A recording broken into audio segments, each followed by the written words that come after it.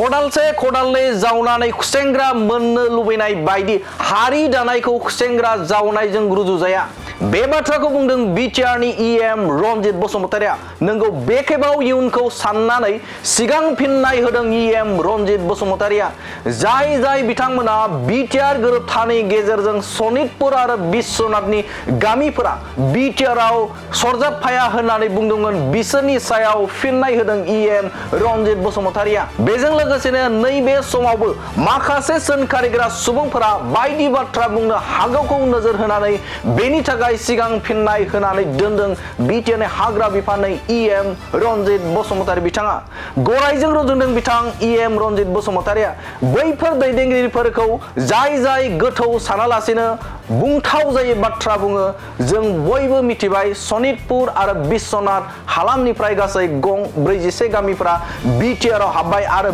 बेनि नटिफिकेशनखौ रोखा नुनो मोनबाय रायजोनि गिबि मन्थ्रि बिथाङा सनितपुर आरो बिश्वनाथ जिल्लानिफ्राय गासै गं 60 बर' गामिफोरखौ बिटिआर गोरोबथा बायदि बिटिआरआव सरजाबनो खोथा होनाय बादिनो दिनैनि समाव बावैसो गं 41 गामिफोरखौ बिटिआरजों सरजाबफानो हाबाय आरो बेखौ दासान्दि आयेनजों सामलायथ'नो थाखाय अदालगुरि जिल्लानि सिङाव दोनथ'नाय जाबाय नाथाय नैबे खेबावबो सिगांनि बादिनो गं आद्रा थानाय गामिफोरखौ माब्ला सोगोन अदालगुरि जिल्लाजों मानो दाजाबखो आरो गोदान जिल्ला मानो गायसनाखै बायदि सोंथि खालामगोनखौ नायनानै बेनि सायाव सिगांग्रो फिननाय होनानै दोनदों इएम रनजित बसुमतारिया बैफोरबायदि सोंथि खालामग्रा सोंखारिग्रा दैदेनगिरिफोरखौ गरायफोर बायदि गोख्रों खारनानै बालाबारियाव गब्रना हारिखौ नंखाय लामाजों दैदेनलांग्रा होननानै बुंदों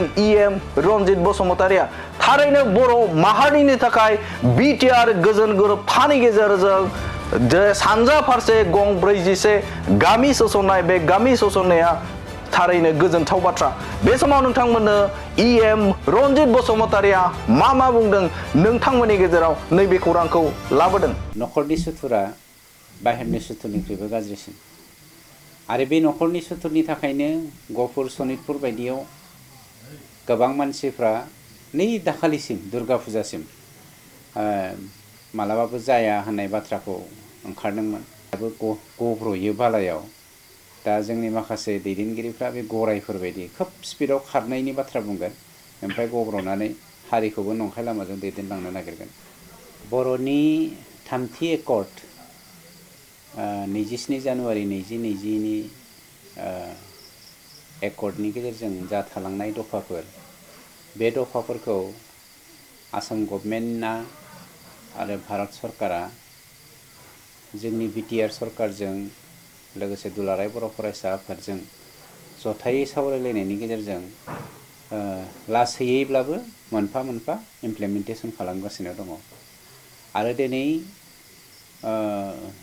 जोङो दाखालि बावैसो एक्जेक्टलि आं डेटखौ बावबाय गभर्नमेन्ट अफ आसाम बर' साहित्य सभा दुलाराय बर' फरायसा आफाद आरो गभर्नमेन्ट अफ बिटिसि लोगोसे जोंनि एक्स एनडिबिनि माखासे रिप्रेजेन्टेटिभ जथायै सावरायनाय बायदियै जोङो चिफ मिनिस्टारजों सावरायदों बे सावरायनाय बायदियै बिथाङा एसुरेन्स होदों जे खोब खम समनि गेजेरावनो गामि सोसननायनि बाथ्राखौ जोङो क्लियार खालामसिगोन आरो बेनि नटिफिकेशनखौ जों होनायनि बेबस्था लासिगोन होननाय लेखानो 47टा गामिखौ डिक्लारेसन होनाय जादों आरो 47टा गामिखौ डिक्लारेसन होदोंब्लाबो जोंनो नटिफिकेशनखौ नांगौ होननानै जोङो सावरायदोंमोन सावरायनाय लेखा गभर्नरनिसिम आसाम सरकारा प्रप'जालखौ हरदों गावसोरनिफ्राय माबायदि खालामो बेखौ सिस्टेमेटिकेलि खालामनानै ओमफ्राय दाखालि जोङो आसाम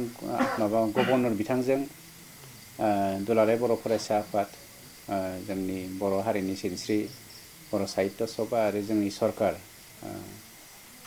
जों जथायै सावरायनाय बायदियै गभर्नरा बे साननैसोनि गेजेरावनो डिक्लार होनायनि नटिफिकेशनखौ होनायनि बाथ्रा होदों आरो दिनै थारैनो बाथ्रा लाखिनानै गभर्नर हाउसनिफ्राय मानाव गेदेर गभर्नर बिथाङा 47टा गामिनि नटिफिकेशनखौ होबाय बेखौ लानानै जोङो आं बेक्तिगतभाबै बहुत गोजोननाय मोनदों।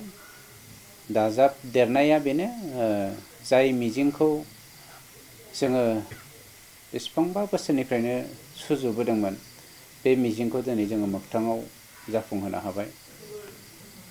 गतिके बेनिख्रुइ देरसिन रंजाथावना दिनैनि दिनाव मा थानो हाबावगौ। आं सान्दों दिनैनि दिनाव दाखालि जों जेसेबां रंजानायजों खुसिजों खामानि मावलांदोंमोन दिनैनि दिनाव बांसिन रंजानांगौ जोङो होननानै आं सानो आरो मा। 40टा गामिया हाबनायखौ गोबां सुबुंफोरा हेंथा खालामदोंमोन नाथाय दिनै जाफुंबाय। स्वाभाबिक मानोना न'खरनि सुथुरा बाहेरनि सुथुरनिख्रुइबो गाज्रिसिन आरो बे न'खरनि सुथुरनि थाखायनो गहपुर सनितपुर बायदियाव गोबां मानसिफ्रा नै दाखालिसिम दुर्गा फुजासिम मालाबाबो जाया होननाय बाथ्राखौ ओंखारदोंमोन। इभेन सोरबा सोरबा लिडारा नटिफिकेसनखौ मोनालासेनो रंजाग्लांनायखौ जोङो सुखुनाय मोनाखै होननानै बुंनाय बाथ्राखौबो जोङो भाइरेल जानायफोरखौबो मोनदों। जोंनि थांखिया जादों प्रेक्टिकेल। जों बेवहाय खुनु थियरिखौ लानानै मानसिनि सिगाङाव थांनानै बाथ्रा बुंहैनो नागिरा। आरो सोरबाया बुंबावगोन दा थिग दं 41आ जाबाय बाखि 19आ मानो जादिया होननानैबो बुंगोन। बे 19आबो जागोन। गतिके जाय जायफ्रा बुंदों बिसोरथ' आरो मा होनबावनो माने जेब्लायबो गराया मोनसे बाथ्राखौ सानो दे गाव बयनिख्रुइ गोख्रैसिन खारनो हाग्रा जिब होननानै। खिन्थु गराया बेखौ मिथिया जे बालाबारियाव खारोब्ला जे गरायाबो गब्र'यो बालायाव। दा जोंनि माखासे दैदेनगिरिफ्रा बे गरायफोरबायदि खोब स्पिडआव खारनायनि बाथ्रा बुंगोन ओमफ्राय गब्र'नानै हारिखौबो नंखाय लामाजों दैदेनलांनो नागिरगोन। गतिके 19टा गामियाबो गोख्रैनो जागोन। प्लास आरो मोनसे बाथ्रा ओंखारबावनो हागौ दिनै गभर्नरा मानो उदालगुरि जिल्लाजों बेखौ सरजाबखो होननानै बेखौबो बुंगोन। आं दा दिनै नोंथांमोननि मिडियायाव बुंखाबाय गाबोन बेखौ बुंगोन सोरबाया उदालगुरि जिल्लाजों मानो माबाखौ गुबुन डाइरेक्ट जिल्ला मानो बानायदिया होननानै। सिस्टेम होननाय मोनसे बाथ्रा दं। गासिबखौबो बाथ्राखौ जों जुदि खुसेंग्रा जावनाय बायदि खदालसे खदालनै जावनानै जुदि खुसेंग्राखौ मोननो लुबैनाय बायदि जोंनि हारि दानायखौ जों खदाल जावनायजों रुजुजाया। गतिके बेफोर जालांजोबगोन। जायहा जा बुंनांगौ बुंबाय थाथों बेखौ रायजो राजाफ्रा नांजानो नाङा। सनितपुरा दिनै गहपुरसिम 47टा गामिया नटिफिकेसन ओंखारनायनि उनाव बियो बिटिसिनि सिङाव जाबाय। दिनै गहपुरसिमा उदालगुरि जिल्लायाव हाबबाय। गाबोन बेखौ सिस्टेमेटिकेलि जिल्ला हिसाबै गोदान जिल्ला हिसाबै डिक्लेयार होगोन। जों एसेबां धैर्ययै थाबायब्ला गोदान जिल्लानिसिम नेनो हायिनिथ' बाथ्रा फैनो हाया।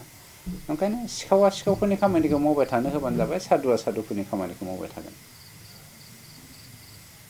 बाजाज बाइक लाग्राफोरनिसिम मोनसे गोनांथार फोसावथाय।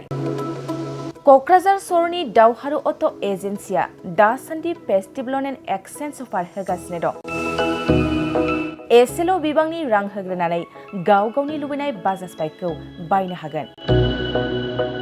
बे सोलिफु फेस्टिभ लन एन्ड एक्सचेन्ज अफाराव बाजाज कम्पानिनि गासैबो मडेलनि बाइक जेरै पालसार, सिटि, प्लेटिना, एवेन्जार, डमिनार आरो गोदानै लन्च जानाय बाजाज मडेलनि पालसार N150खौबो मोननो हागोन। बे सोलिफु फेस्टिभ लन एन्ड एक्सचेन्ज अफाराव गोबांद्राय नङा आरसि इन्सुरेन्स लाफानानै 9,999 रां बेसेनावनो लवेस्ट डाउन पेमेन्ट होनानै बाइकखौ लानो हागोन। नोंथांमोना क'क्राझार सहरनि दावहारु अट' एजेन्सिजों लोगोसेनो कारिगाव फेस्टिभ आउटलेट, दतमा फेस्टिभ आउटलेट आरो बडगाव फेस्टिभ आउटलेट ब्रान्च श'रुमावबो होबाय थानाय फेस्टिभ लन एन्ड एक्सचेन्ज अफाराव फैनानैबो लानो हागोन। मोजांसिन बाथ्राया बेसोबावदि दावहारु अट' एजेन्सि श'रुमनिफ्राय बाइक बायग्राफोरनो 5 लिटार पेट्रल आरो गंनै हेलमेटबो फ्रि एसुवेर्ड गिफ्ट महरै हरनाय जागोन। अब्ला दानो बुकिं खालाम 6003991187 नङाब्ला 8822018193 जानबुं अनजिमायाव।